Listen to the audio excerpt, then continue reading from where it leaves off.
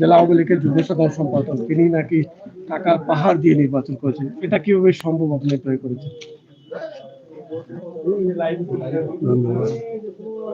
আওয়ামী লীগের প্রার্থী আমি, এই এলাকার মনোনীত প্রার্থী। আমার সাথে প্রতিদ্বন্দ্বী প্রার্থী তিনি স্বতন্ত্র প্রার্থী হিসাবে নির্বাচন করেছেন। তো এর আগেও আমি আমার জীবনে এটি 10ম নির্বাচন। প্রতিটি নির্বাচনে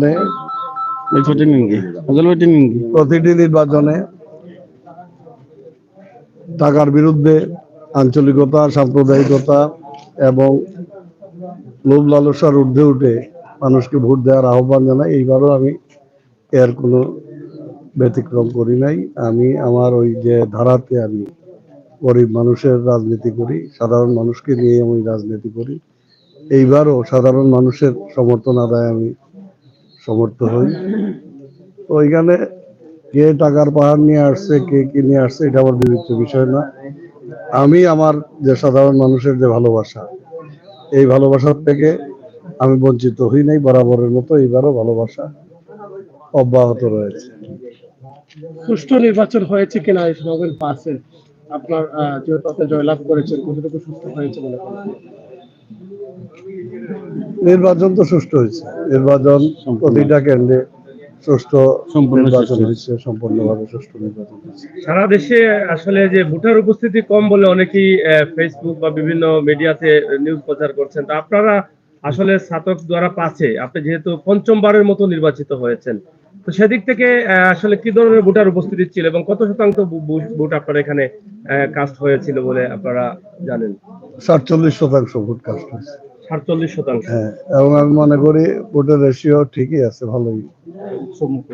উৎসবমুখর পরিবেশ ছিল, মানুষের অংশগ্রহণ ছিল, উৎসাহ উদ্দীপনা ছিল এবং ব্যাপকভাবে মানুষ অংশগ্রহণ করেছে। আমার এলাকার অনেক মানুষ দেশের বাইরে আছে এবং যারা দেশে এসেছেন বা দেশে থাকেন তারা সবাই চেষ্টা করেছেন ভোট কেন্দ্রে আসার।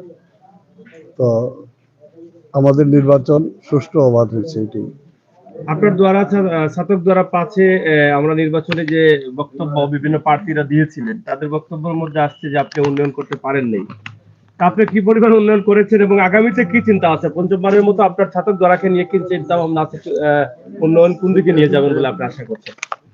যারা বলেছে উন্নয়ন করতে পারি নাই, তারা তো গতকালকে রায় পেয়ে গেছে, জনতার রায় তো হয়ে গেছে। আমার আর বলার প্রয়োজন নেই। উন্নয়নের পক্ষে এবং মিথ্যাচারের বিরুদ্ধে মানুষ তো রায় দিছে গতকালকে। রায় তো প্রমাণ করে কি আমি উন্নয়ন করছি কি করছি না। আপনি ব্যাপক উন্নয়ন করেছেন স্কুল মাদ্রাসা সহকারে, কিন্তু রাস্তাঘাটের যে 2022 রাস্তাঘাটেরও ব্যাপক উন্নয়ন করছি। রাস্তাঘাট এই ছাতক দ্বারার প্রত্যেকটি রাস্তা, এমন কোনো রাস্তা নাই যে এই নির্বাচনী এলাকার 22টি ইউনিয়ন এবং একটি পৌরসভায় যতগুলো রাস্তা হয়েছে আমার হাত ধরে হয়েছে। এর আগে রাস্তা ছিল না। এখন গত 22-এর বন্যা, ভয়াল বন্যা, এই বন্যায় সমস্ত এলাকা আমার লন্ডভন্ড করছে। আমি মেঘালয়ের এই চেরাপুঞ্জির নিচে আমার অবস্থান। বাংলাদেশের অন্যান্য এলাকা আর আমার এলাকার চিত্র একরকম না। ওইখানে চেরাপুঞ্জিতে পৃথিবীর বৃষ্টিবহুল এলাকা হচ্ছে চেরাপুঞ্জি, ওইখানে বৃষ্টি হয়, আমার এলাকায় বৃষ্টি হয়। এবং এই সমস্ত বৃষ্টি এবং জলবদ্ধতা, বন্যা ইত্যাদির ফলে যে ডিজাইনে বাংলাদেশের রাস্তাঘাট হচ্ছে, আমরা এই ডিজাইনে করে আমরা ভুল করেছি। অনেক রাস্তা বিটুমিনাস কার্পেটিং করেছি, এগুলি পানি আসলেই এগুলি নষ্ট হয়ে যাচ্ছে, যার ফলে এখন আমরা নতুন করে টেকসই উন্নয়নের জন্য নতুন করে নতুনভাবে আমরা চিন্তা ভাবনা করছি। ইতিমধ্যে দেখবেন আপনারা এই ইউনিয়নের দক্ষিণকুরমা ইউনিয়নের জাতুয়া বালপুর রাস্তা, এগুলো আমরা বিটুমিনে করি নাই। আপনারা দেখবেন ধারণ আমেরতন রাস্তা, বইগাঁও সিকন্দরপুর রাস্তা, অর্থাৎ এখন যে আমাদের সিরাজগঞ্জ আলীগঞ্জ যে কুর্শির রাস্তা, যে সমস্ত রাস্তা এখন নতুন করে করতেছি আমরা টেকসই উন্নয়নের বিষয়টি বিবেচনায় এনে এবং ফ্লাড এফেক্টেড এরিয়া হিসাবে আমরা এই সমস্ত বিষয় চিন্তা ভাবনা করি। আমরা এখন নতুন করে, যদিও এটি অনেক গুণ বেড়ে গেছে ব্যয়, কিন্তু তারপরেও মানুষ এর সুফল বেশি দিন ভোগ করবে এবং আমরা সেইভাবেই অগ্রসর হচ্ছি। মাননীয় সংসদ সদস্য, আমাদের একটা প্রশ্ন এখানে আছে। আপনাদের ছাতক হচ্ছে শিল্পনগরী এবং শিল্পনগরী আপনারা আপনাদের বেশ কয়েকটি শিল্পনগরী রয়েছে, আকিজ সহ, সিমেন্ট ফ্যাক্টরি সহ।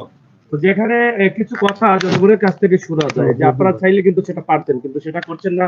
যেখানে দেখা গেছে এই শিল্পনগরী এলাকার শিল্প কারখানা যেগুলো আছে সেগুলোতে আপনাদের এলাকার লোক যারা আছে তারা শুধুমাত্র সামান্য দায়িত্ব, যেটা বিভিন্ন বাইরের যে দায়িত্বে তারা কাজ করছেন, কিন্তু মূল দায়িত্বে তারা কেউ কাজ করতে পারছে না, প্রধান দায়িত্বগুলো তারা পালন করতে পারছে না, বাবা ভালো কোনো স্থানে তারা অবস্থান পাচ্ছে না সেই কোম্পানিগুলোতে।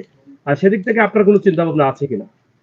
এখানে আমাদের মাল্টিন্যাশনাল কোম্পানি লাভার সুরমা সিমেন্ট কারখানা, এটি বহুজাতিক কোম্পানি।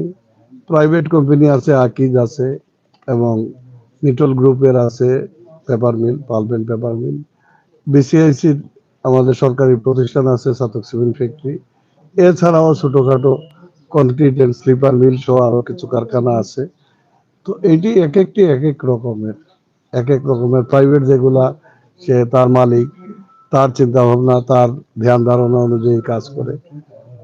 যেগুলা মাল্টিনেশনাল কোম্পানি আছে তারা তাদের ওয়েতে করে। আমাদের যে শিল্প কারখানা যেটি বিসিআইসি, এটি ইতিমধ্যে এর আধুনিকায়নের কাজ চলছে এবং এর উৎপাদন বন্ধ রয়েছে। আশা করছি কিছুদিন আর কয়েক মাসের মধ্যেই কাজ সম্পন্ন হবে, এবং হলে পরে আমরা নতুন করে শুরু করবো। একটি কথা, আমাদের সিলেট অঞ্চলের ছেলে মেয়েরা এরা লেখাপড়ার দিকে, বিশেষ করে আমার এলাকার, এদের লেখাপড়া বা চাকরি বাকরির দিকে খেয়াল কম। বিদেশের যাওয়ার একটা প্রবণতা খুব বেশি, যার ফলে উপযুক্ত খালি অঞ্চল ভিত্তিক চিন্তা করলে তো হবে না, যোগ্যতার নিরিখে এই সমস্ত জায়গায় একজন ইঞ্জিনিয়ার দরকার। এইখানে তো একজন অনভিজ্ঞ মানুষ, একজন এই দিকে এক্সপার্ট না এমন কোনো মানুষকে তো দেওয়া যাবে না। ঠিক।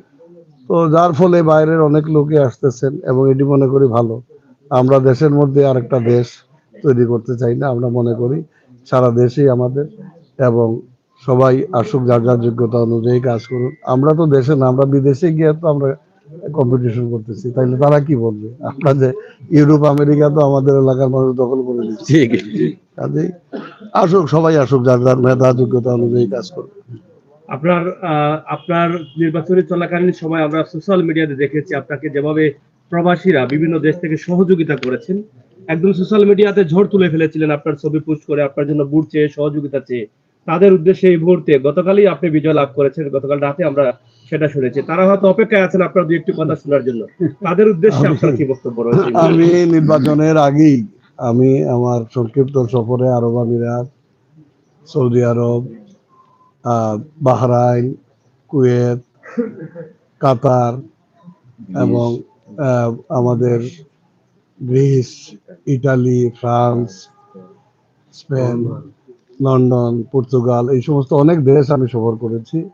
এবং খুব সংক্ষিপ্ত সফর হলে সবাইকে আমি দেশের দিকে খেয়াল করার জন্য, বিশেষ করে এই নির্বাচনে তারা যাতে অংশগ্রহণ করেন, নির্বাচনে যাতে তারা দেশের দিকে, তাদের স্বজনদের দিকে একটু খেয়াল রাখেন, তারা যাতে বিভ্রান্ত না হন, এই বিষয়গুলি আমি বলে এসেছি, এবং আমি ব্যাপক সাড়া পেয়েছি।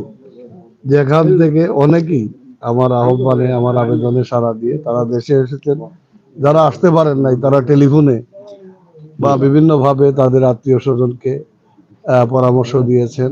এতে আমি উপকৃত হয়েছি, কারণ আমার প্রবাসী অধ্যুষিত এলাকা, এই এলাকার প্রবাসীরা বিভিন্ন জায়গায় আপনারা জানেন, এবং আমার পরিবারে অনেক লোক, আমার ভাতিজা আমেরিকাতে থাকে, সে তার আমার ছোট ভাইয়ের ওয়াইফ, সে রেড ব্রিজ কাউন্সিলের কাউন্সিলর, সেও রাজনীতিতে আছে। এইভাবে অনেকেই আমার পরিবারে, আমার আরেক ভাতিজা সে লন্ডনে আছে, আমার আত্মীয় স্বজনও আছে, বন্ধু বান্ধবও আছে প্রচুর। আর আমার এলাকার তো অভাব নাই। কাজেই সবারই সম্মিলিত সাহায্যেই এই দূর আসা, এত দূর আসা। আপনার নির্বাচনী দ্বারা পাশের যারা ভোটার আছেন তাদের উদ্দেশ্যে আপনার কি বক্তব্য? আগামী 5 বছরের জন্য আপনি কি সহযোগিতা তাদের কাছ থেকে চান? এখন তাদের কাছ থেকে তো সহযোগিতা তার কাছ তো তারা করেছে, এখন আমার কাজের পালা। ঠিক। কাজেই আমি যে প্রতিশ্রুতিগুলো দিছি, এইগুলি যাতে আল্লাহ রাব্বুল আলামিন আমাকে আমার এই মেয়াদের মধ্যে করার সুযোগ দেন, সেই জন্য তাদের আবারও দোয়া চাই। এবং আমি চাই যে আমার এই মেয়াদে তাদের যে অসম্পূর্ণ কাজগুলি, এইগুলি সম্পন্ন করে তাদের মুখে হাসি ফুটান। ঠিক। ছাতকবাসীর জন্য বা দোয়ারাবাসীর জন্য নতুন কোনো খবর আপনার মাথায় আছে কিনা বা চিন্তা ভাবনা আছে কিনা, নতুন কোনো প্ল্যান হ্যাঁ, আছে কিনা? নতুন প্ল্যান আছে। আমি আশা করব এইবারও আমি শতভাগ পারি নাই কালো টাকাকে বর্জন করার, কিন্তু আমি আশা করব আগামীতে আরো স্থানীয় সরকারের বিভিন্ন নির্বাচন আছে, যাতে যারা মানুষের সুখ দুঃখের সাথী এবং যারা প্রকৃত রাজনীতিতে আছে তাদেরকেই যাতে মূল্যায়ন করে, এই সমস্ত টাকার বস্তাওয়ালাদের যাতে প্রত্যাখ্যান করে। ধন্যবাদ ধন্যবাদ ধন্যবাদ ধন্যবাদ। প্রিয় দর্শক, আমরা কথা বলছিলাম ছাতক দ্বারা প্রার্থীর গতকাল যে আবার নির্বাচিত হয়েছেন মানুষের ভোটে, আপনারা সেটা দেখেছেন ইতিমধ্যে। আমরা আপনাদেরকে